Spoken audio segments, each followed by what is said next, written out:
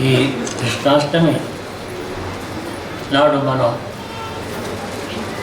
ఒక గురుస్థానంలో ఉండే మహాత్ముని వ్యక్తిని ఎన్నుకుని సన్మానించి వారి భాషను వినే ప్రయత్నం ఎందుకు చేస్తామంటే, ఈనాడు శ్రీకృష్ణుడు మనకి ఏం చెప్పదలుచుకున్నాడో ఆయన నోట రావాలని.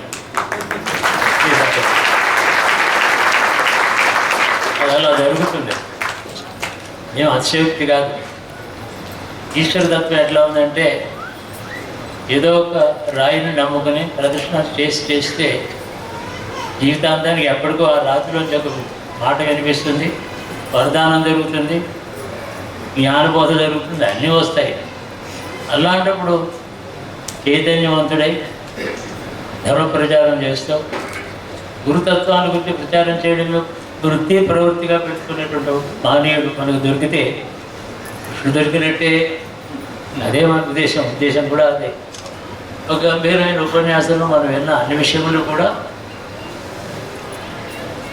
భగవద్గీత సారం, భాగవత గ్రంథ సారం, కృష్ణతత్వ సారం, కృష్ణుడి యొక్క బోధ సారం.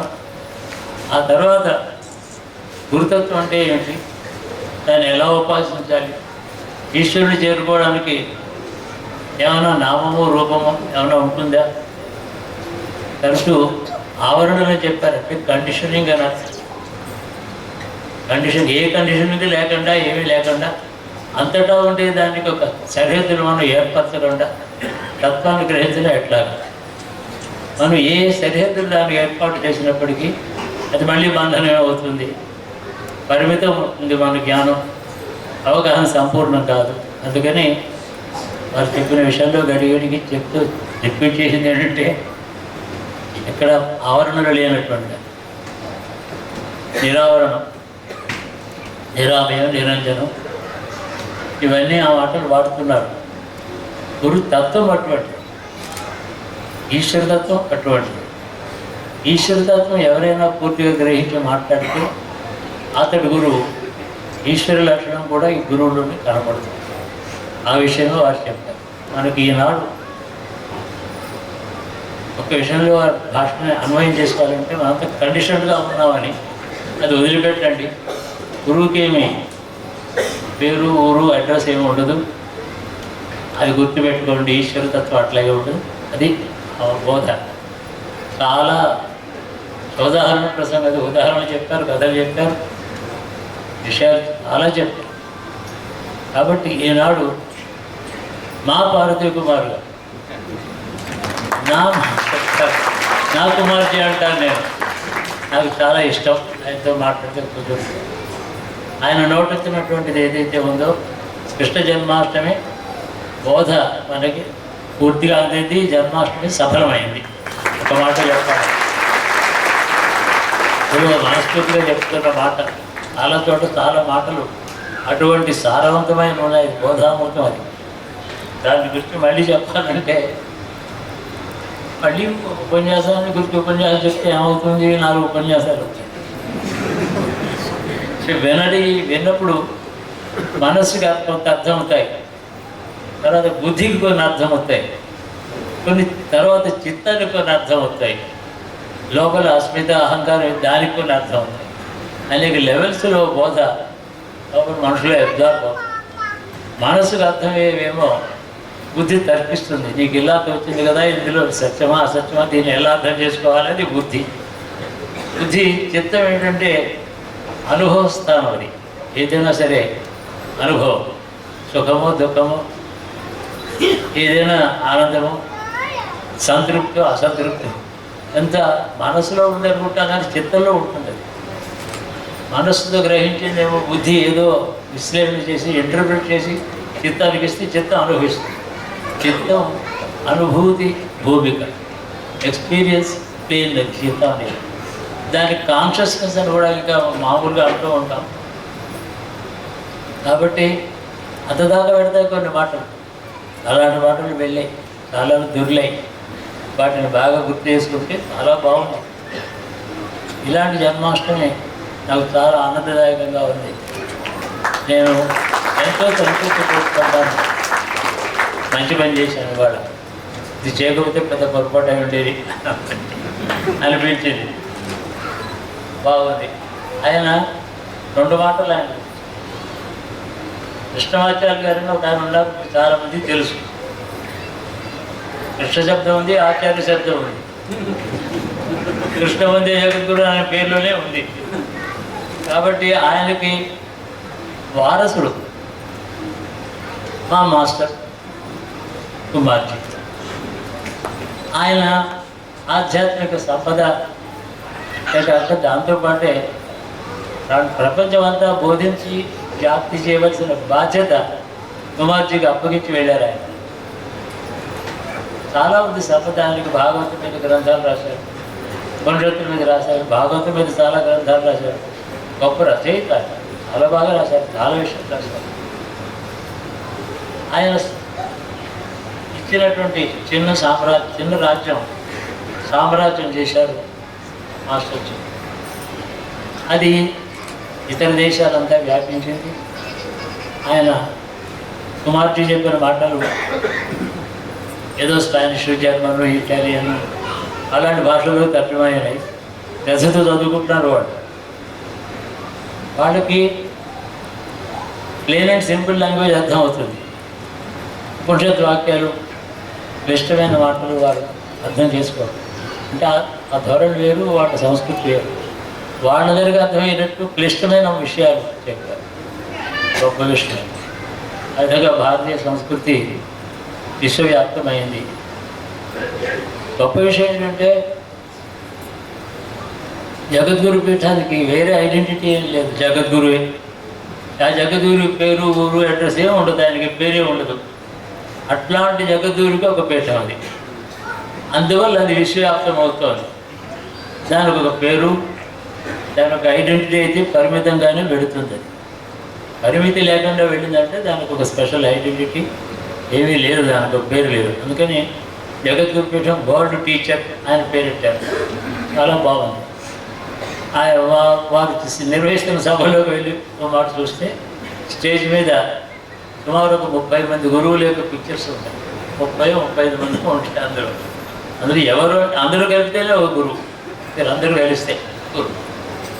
అందరూ కలిస్తే గురువు ఎలాగయ్యారో త్రిమూర్తిలో ఒక చోట చేరిస్తే పరబ్రహ్మ వస్తుంది. గురు బ్రహ్మ, గురు విష్ణు, గురుదేవుడు. గురు బ్రహ్మ అంటే బ్రహ్మదేవుడు మొదటి, విష్ణు, రుద్రుడు. వీళ్ళు ముగ్గురు చోటు చేస్తే సృష్టి ఉండదు. ఒకళ్ళు కలిసిపోతే శూన్యమై నిర్గుణమైన పరబ్రహ్మ వస్తువు ఉంటుంది. ముగ్గురు కలిస్తే వచ్చేది పరబ్రహ్మ వస్తువు. కాబట్టి ఈ గురువులో ముగ్గురు కలిశారు కాబట్టి పరబ్రహ్మమే ఉంది. కాబట్టి ఇందులో బ్రహ్మ, విష్ణు, రుద్రుడు ముగ్గురు కలిసి ఈ నా గురువులో ఉన్నారు. కాబట్టి వారికి నమస్కారం చేస్తున్నాను. నేను ప్రత్యేకం బ్రహ్మదేవుడికి, ప్రత్యేకం విష్ణువుకి అలా కాదు.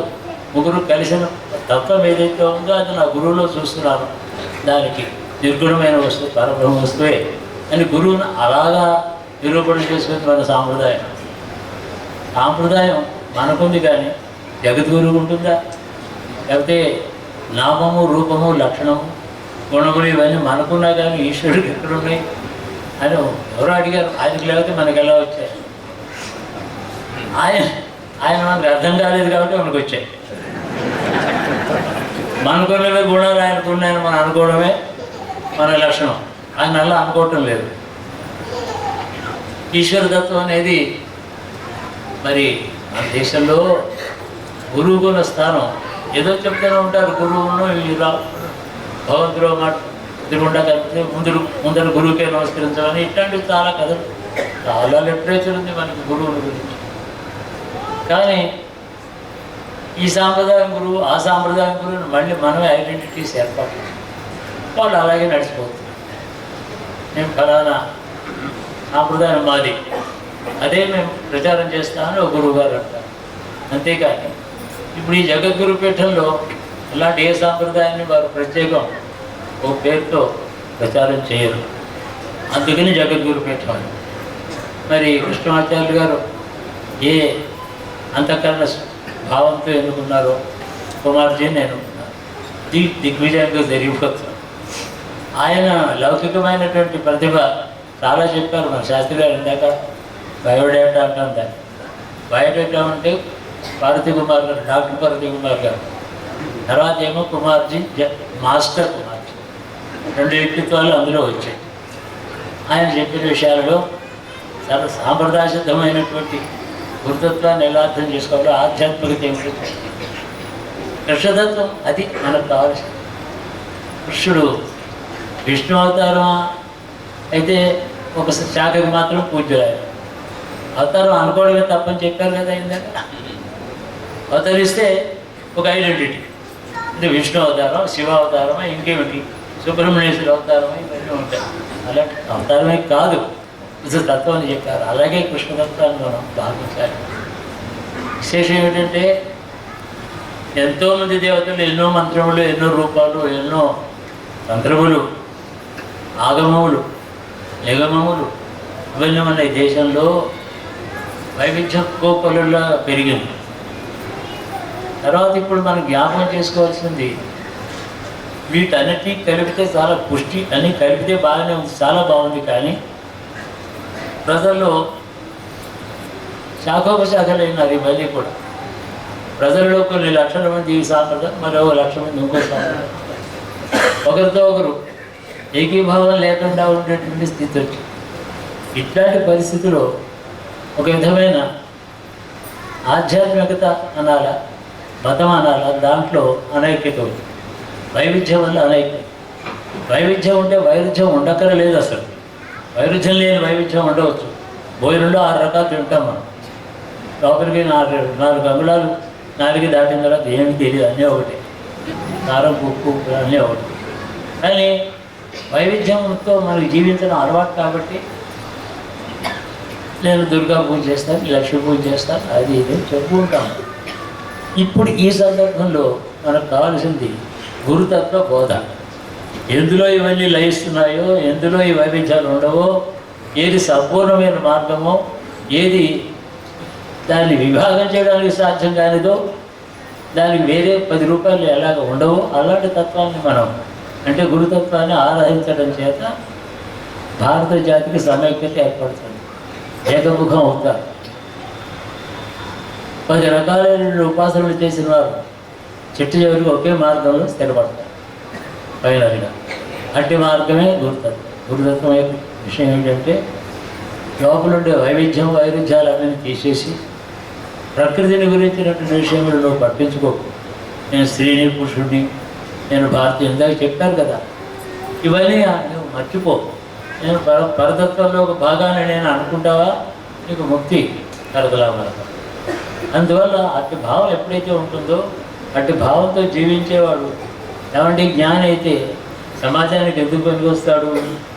బాగా దానం ఉంటే దానం చేసేవాడు పనికొస్తాడు. కానీ జ్ఞాని వల్ల ఏమిటి లాభం అంటే, జ్ఞాని లౌకికమైన భౌతికమైనటువంటి ఫలములు ఇవ్వక వాటిని అన్నిటినీ అవి అనవసరమైనది, నాకు అవసరం లేదనే భావాన్ని కలుగజేస్తాడు.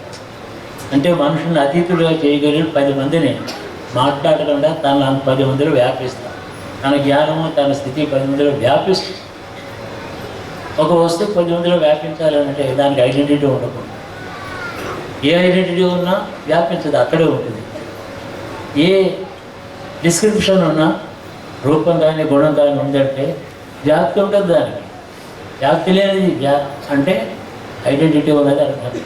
దేనికి ఐడెంటిటీ లేదో, ఊరు పేరు నిర్వచనము లేదో, డెఫినేషన్స్ లేవో, అది అంతటా వ్యాపిస్తుంది. అట్టి తత్వమే గురుతత్వం అని భావం. భారత జాతికి ఇప్పుడు కావలసింది గురుతత్వం. సిక్కిజంలో గురువులను నమ్ముకున్నారు వాళ్ళు. అయినప్పటికీ అది వేరే ఐడెంటిటీ అయిపోయింది. చూస్తుండగా ఎంత ఐడెంటిటీ, మాకు వేరే దేశం కావాలని. ఈ భారతీయతలో భాగం అని అది మళ్ళీ మర్చిపోయారు. ఆ గురువులు అలాంటి వాళ్ళే, కానీ అనుయాయులు మళ్ళీ మర్చిపోయారు. ఒక గురువు ఏదో బోధ చేస్తాడు, ఆ గురువు పేరు మీద ఒక పీఠం, పరంపర అంతా ఉంటుంది. వాడు మళ్ళీ ఇంకో ఐడెంటిటీ చేస్తాడు. ఐడెంటిటీని మర్చిపోమని గురువు చెప్తే ఆ గురువు ఒక ఐడెంటిటీ అవ్వడం, అది ప్రజల యొక్క లక్షణం. ఇది వాళ్ళని ఎలా చెప్పాలి? అందుకని ఆ గురువు నన్ను ఊరు పేరు పెట్టుకుని పిలవకండి, గురు తత్వం ఒకటి ఉంది, నన్ను మర్చిపోండి అని చెప్పాలి. గురువు, నిజమైన గురువు ఏం చేస్తాడంటే భక్తుల హృదయంలో శిష్యుడు అని పేరు. శిష్యుడు అంటే ఏమిటి? ఏం లేదు. శాస్త్రాలు శిష్యులు ఉంటారు, ఆధ్యాత్మికులకు శిష్యులు ఎవరు ఉంటారు? ఉండరు. ఏదో తర్కశాస్త్రం అంటే శిష్యుడు, వ్యాకరణ శాస్త్రాలు శిష్యుడు. ఆధ్యాత్మిక తత్వాన్ని శిష్యుడు ఏమిటి? ఏమీ లేదు. కాబట్టి గురువు, యథార్థమైన గురువు తనని అనుసరించినటువంటి మిత్రులని, పుత్ర సమానులైన వాళ్ళకి ఏం చెప్పాలో చెప్పి వాళ్ళ హృదయంలోంచి కూడా నిష్క్రమించాలి. అప్పుడు వాళ్ళకు ఒక అన్కండిషన్డ్ ఒక జ్ఞానం వాళ్ళలో కలుగుతుంది.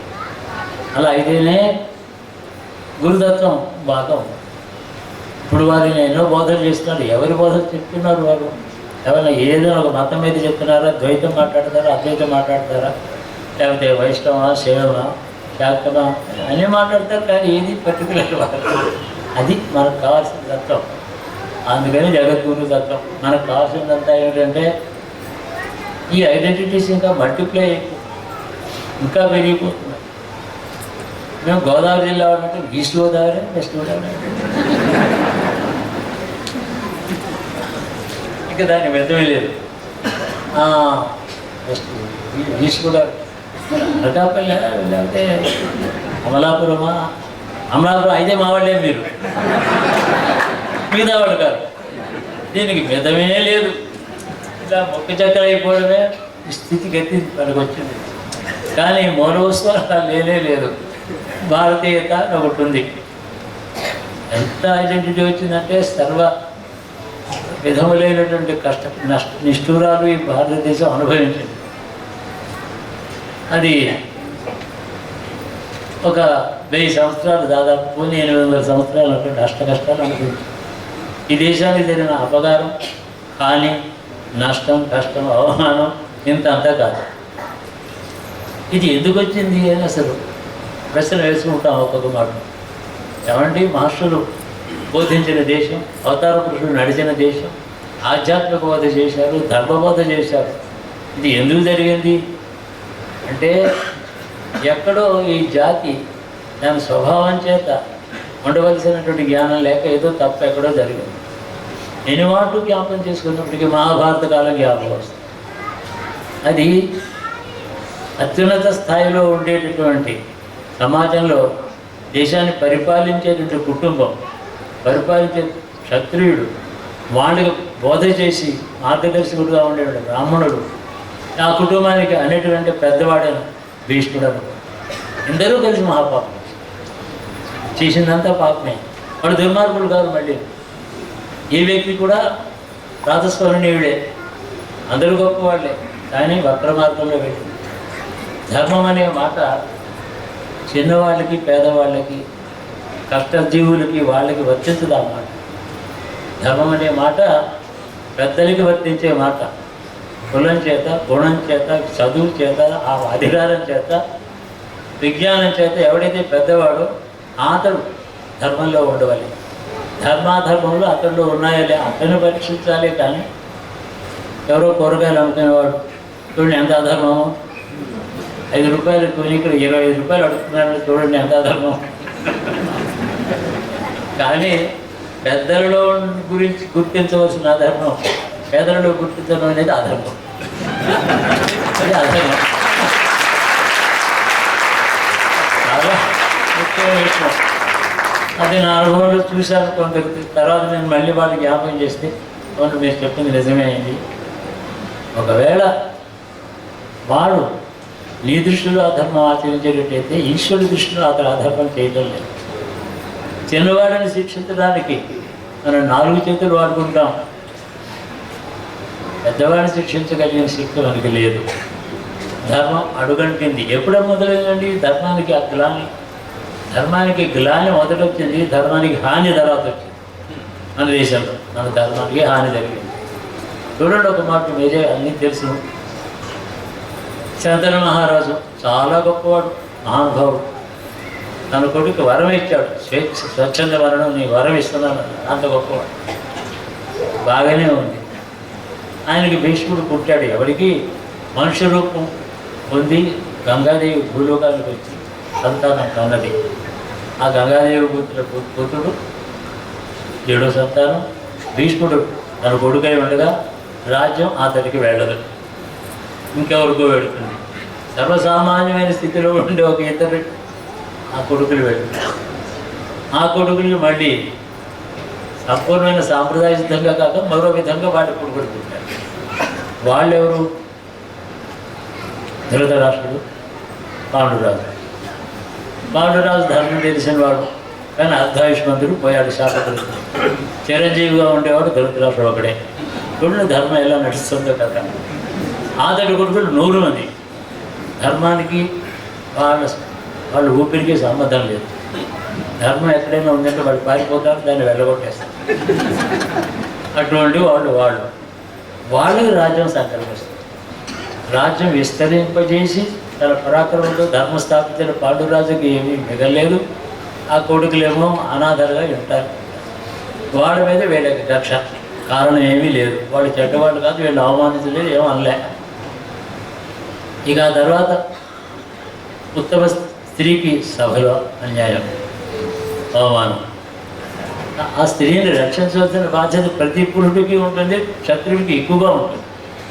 దారిలో ఏ స్త్రీకైనా అవమానం జరిగితే ముందు తాను వెళ్ళి ఆ స్త్రీకి రక్షించాల్సిన బాధ్యత ప్రతి పురుషుడికి ఉంది, క్షత్రుడికి విధిగా ఉంది, చేసి తీరాలి. అక్కడ ఉన్నవాళ్ళందరూ క్షత్రులే, బ్రాహ్మణులే, పెద్దలే, పండితులే, తపశ్చారులు, అష్టవిద్యలని తెచ్చినవాడు, బ్రహ్మాస్త్రం, బ్రహ్మశిరో నామకాస్త్రం ఏదిలో పట్టుకున్న వాళ్ళు పెద్దలు. ఆ స్త్రీకి రక్షణ ఉండదు. ఎవరు రక్షించాడు? శ్రీకృష్ణుడు రక్షించాడు. కాబట్టి ఆ శ్రీకృష్ణుడు రక్షించడం అనే మాట ఏంటంటే, మొత్తం అధర్మం యొక్క చరిత్ర అంతా జరుగుతుంటే రక్షకుడే తను అదృశ్యంగా ఉన్నాడు. అక్కడ ప్రత్యక్షంగా లేక పరోక్షంగా రక్షించాడు ద్రౌపది. పరోక్షంగా అధర్మం వ్యాపిస్తూ ఉంటే దాంట్లో తను కనపడకుండా ధర్మం అందరికీ జ్ఞాపకం చేయడానికి ఉన్నవాడు జగద్గురు. అక్కడ ఉన్నాడు ఆయన. యుద్ధంలో చేత ఆయుధం పట్టడు, ఏ పని చేయడు, ఉంటే చాలు అతను ఉన్నాడు. ఎవరి పక్షం ఉన్నాడు? ధర్మపక్షం ఉన్నాడు. ఈ పెద్దలందరూ, ఆ సభలో ఉండే పెద్దలందరూ ఎవరి పక్షం ఉన్నారు? దుర్యోధనుడి పక్షం. భీష్మాచార్యులు వారు 10 రోజులు సేనాపతిగా ఉండి 65% పాండవుల సేనలో ఆయన ఒక్కడే చంపాడు 10 రోజుల్లో. ఇంకా మిగిలిన 8 రోజుల్లో జరిగింది చిన్నవాడు. అలాంటి వాడి చేతిలోనే అధర్మం. యుద్ధానికి ధర్మం ఉంది మన దేశంలో, శత్రుత్వంలోనూ ధర్మం ఉంది. శత్రువు కాబట్టి నిద్రపోతున్నప్పుడు చంపడం కాదు, ద్వేషంతో చంపకు, శత్రువుతో పగ సాధించి యుద్ధం చేయి, గెలిచి శత్రు చేతులు చచ్చినా పర్వాలేదు, నువ్వు చంపుతావు, నీకు సంతృప్తి కలుగుతుంది. అంతేగాని ఎదటబడి వాటితో యుద్ధం చేయాలి, కానీ వాడు నిద్రపోతుండగా చూసి చంపడం కాదు. అంటే శత్రుత్వంలో ధర్మం ఉంది, యుద్ధంలో ధర్మం ఉంది. Western everything is right in love and war. It's not so. మనకి అలా లేదు. అంటే ప్రతి దాంట్లోనూ ధర్మం ఉండవలసిందే. ధర్మాన్ని నమ్ముకున్న ఈ జాతికి దేశం మొత్తానికి కేంద్రం వాళ్ళ రాజ్యం వస్తుంది. అలాంటి చోట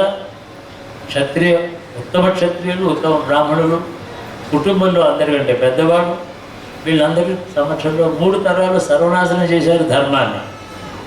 అప్పుడు చేసినటువంటి పాపం ఎంత అంత పెద్దలందరూ కూడా పాండవ సేనని నాశనం చేశారు. కానీ వాళ్ళకు ఉండే రక్షణ వాళ్ళ ధర్మమే, వాళ్ళకు ఉండే పరాక్రమం, వాళ్ళ సత్యవ్రతం అంతే. అక్కడ కూడా ఏదో వాళ్ళు ఆ తప్పు చేశాడు కదా, ఇలా అబద్ధం ఆడాడు కదా అని ఇప్పుడు ఈనాడు పాండవులు విమర్శిస్తారు కొందరు. అదేదో చాలా ధర్మ సూక్ష్మం తెలిసినట్టు. కృష్ణుడు ఉండగా మనం ఇవ్వడం అంటే మళ్ళీ ధర్మ సూక్ష్మం చర్చించడానికి. కృష్ణుడు ఉన్న తర్వాత దానిపైన ఇంకో జడ్జ్మెంట్ ఇవ్వగలిగిన ఎవడైనా ఉన్నాడా? ఒకవేళ ధర్మాల గురించి నేను మాట్లాడదలుచుకుంటే నా ముఖం అర్థంలో చూసుకోవాలి ముందర. నేను ఏమాత్రం ధర్మంలో ఉన్నాను, దీని గురించి నాకు మాట్లాడే అధికారం ఉందా? ధర్మంలో ఉన్నవాడే ధర్మానికి అధర్మానికి వేరెట్టి చూపించే శక్తి. ఇక పతనమే, అందరూ అయిపోయారు, ఇక ఎవరు మిగలలేదు. నిద్రపోతున్న వాడిని బ్రాహ్మణుడు వెళ్ళి తప్పాడు. కుర్రవాడు నిద్రపోతున్నారు, సైన్యం అయిపోయింది, యుద్ధం అయిపోయింది. ఆ రాత్రి పాండవ శిబిరంలో నిద్రపోతున్న వాడిని చంపి ఎవరికి తృప్తినిచ్చాడు? ఆ దుర్మార్గుడి తృప్తి కలిగించాడు దుర్యోధనుడికి. ఇందులో సూక్ష్మం ఏంటంటే, జాస్యమే చేయకూడదు బ్రాహ్మణుడు, యాచించవచ్చు. నాకు యజ్ఞం చేసుకుంటాను, నా ఇంట్లో నాకు ధనం కావాలి, నాకు పిల్లలు ఉన్నారు వాళ్ళకి ఆహారం కావాలి, నాకు ఇమ్మని అడగడం శాశ్వతం తప్పులేదు. కానీ సేవ చేయడం తప్పు. సేవ చేస్తే ఎవరికి చేయాలి? ధర్మానికి సేవ చేయాలి. నీచుడికి సేవ చేయడం అనే గతి పట్టింది పెద్దలైన బ్రాహ్మణులకి. అది మొదటి మెట్టు.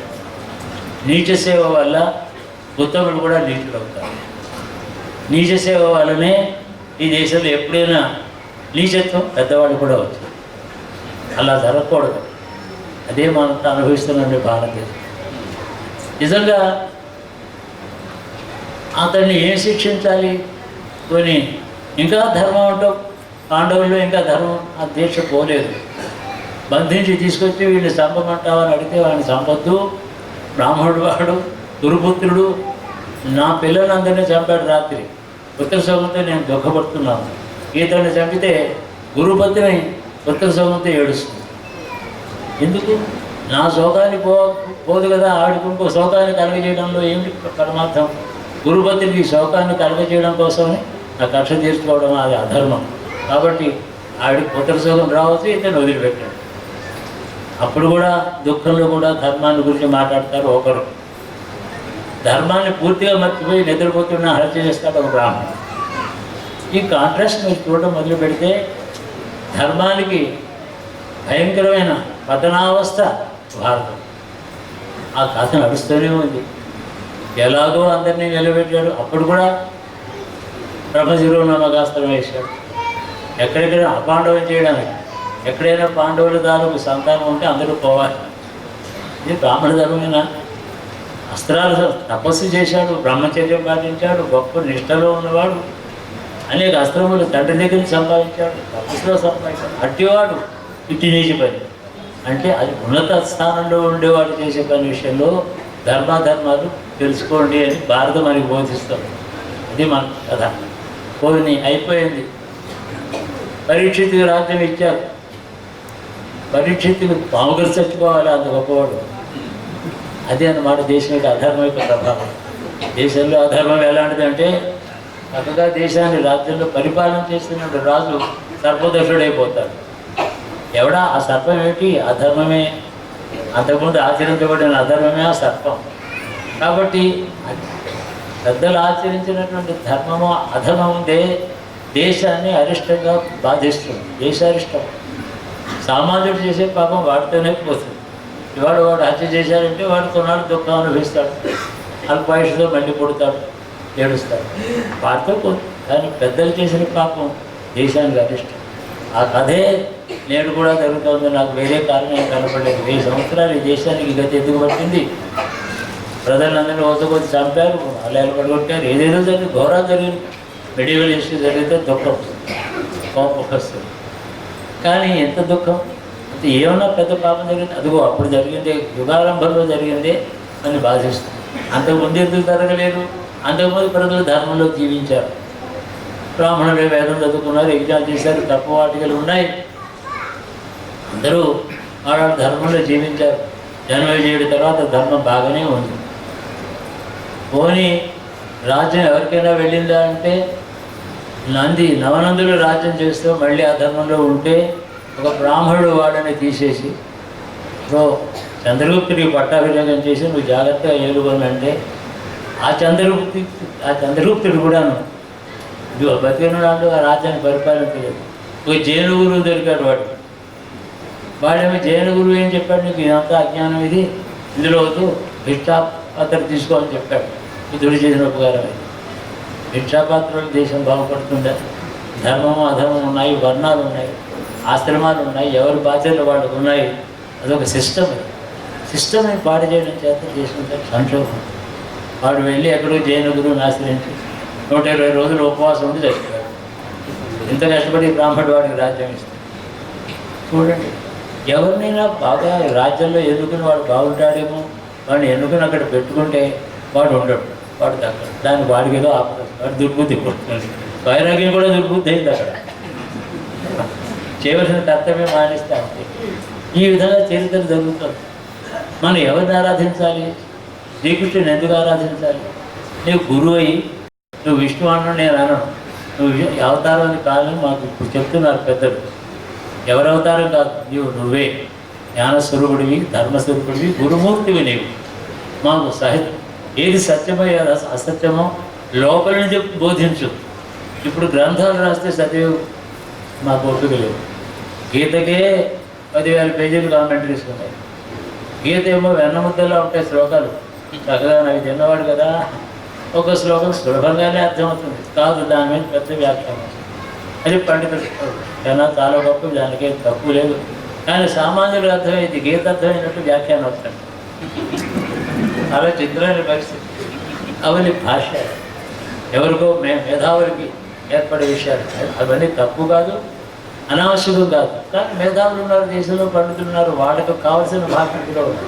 సామాన్యుడికి ఏముంది, ఆ శ్లోకానికి తెలుగు తాత్పర్యం రాసుకుంటే. అట్టి నీవు మా అర్థం కూడా అవద్దు, నీ రూపం కూడా కాదు, నీ తత్వం ఏదో ఉంది, మా అంతఃకరణలో ప్రవేశించు, మా అందరి లోపల మనస్సులో వెళ్ళు, ఆ చిత్త ముందు నీవు అధిష్టానం ముందు పొందు. అక్కడ సింహాసనం వేసుకుని నా చిత్తంలో కూర్చోవయ్యా, మమ్మల్ని మార్గదర్శకుడు జీవించు. మేము భారతీయులమే ఉన్నాం, కష్టాల్లో ఉన్నాం, తప్పులు చేసాం, పెద్దలు చేశారు, చిన్నవాళ్ళు చేశారు, కష్టాలు పడ్డాం. ఈ దేశం నరకం అనిపించింది. ఇప్పుడు 500-700 సంవత్సరాలు ఏదో ఇప్పుడు మా పరిపాలనలో మేము వచ్చాం. మాకు ధర్మమే మమ్మల్ని పరిపాలించలేక మేము పరిపాలకులు అంతఃకరణలో నూరా, ప్రజల అంతఃకరణలో నూరా అని ప్రార్థించడమే తప్ప, గురువుని ప్రార్థించడమే తప్ప ఆయన విష్ణు స్వరూపుడు ఆరాధించినప్పటికీ మళ్ళీ కేటగరైజేషన్ కూడా కాదు.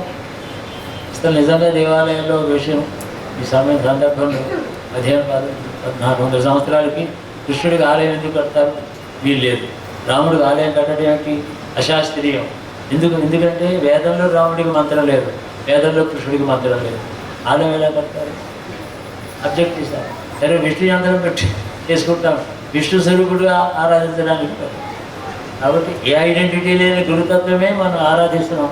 కృష్ణుని ఆరాధించడం చేత మనలో ఎవరు ఏ దేవతలను ఆరాధించినా గురువుగా కృష్ణుడు మన అంతఃకరణలో ఉండేటట్టయితే భారతీయ జాతికి ఏకముఖం అవుతుంది.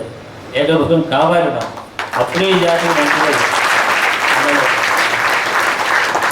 ఎన్ని గొప్ప సిద్ధాంతాలున్నా అనేకత్వం కాదు, అనేకత్వంలో ద్వేషం ఉంటూ వస్తాం. ద్వేషం లేనటువంటి సమాజం ఒకటి కావాలి మనకి. దారిద్ర్యంతో అల్లలాడుతున్నారు. 120 కోట్ల మంది ఉన్నాం, 30 కోట్లకి రేపటి భోజనం ఎక్కడ తెలియదు.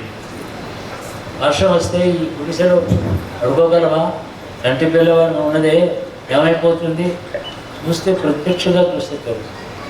ఇంత ఐశ్వర్యం అవసరం. ఐశ్వర్యం అంటే ఏంటి? ధనం కాదు, ఈశ్వర సంబంధమైనటువంటి ఒక మహాపవిత్రమైన వస్తువు. ఈశ్వర సంబంధం అంటే ఐశ్వర్యం. మనం భోగంతో సంతోషంగా తిని ఇంకోటి సంతోషానికి అందరికీ పెట్టినటువంటిది భోగ్యమైన వస్తువు, పవిత్రమైనది ఏదో ఆ అంతఃకరణే ఐశ్వర్యం. కానీ డబ్బు కాదు. డబ్బు మహాలక్ష్మి అయితే బ్యాంకు ప్రదర్శన చేయాలి, చాలా డబ్బు ఉంది అక్కడ, ప్రదర్శన చేస్తే ఏం లాభం? మహాలక్ష్మి అంటే ధనం కూడా ఐశ్వర్యం. ఐశ్వర్యం అంటే మంచి బుద్ధి, వితరణ చేయాలి. ఇలాంటి ధర్మాలన్నీ మాకు ఇమ్మని చెప్పి కృష్ణుని వేడుకుంటే, ఏ దేవతను అడిగినా నీవు నాకు గురువుగా నువ్వు బోధ చేయని అడగడం వల్ల గొప్ప విషయం. ఏ దేవతనైనా అడగదు. అన్నింటిలోకి సమానమైన తత్వం కలిగిన శ్రీకృష్ణుడు, ఆయన్ని మనం గురువుగా భావించడం చేత ఈ దేశానికి మంచి భవిష్యత్తు ఉంటుందని నమ్మకం. కృష్ణాష్టమి నాడు ఇంతమంది ఒక చోట చేరి కృష్ణ పూజ చేసి కృష్ణ ప్రసాదం తీసుకోవడం చేత తప్పకుండా ఈ దేశానికి భవిష్యత్తు మంచిది.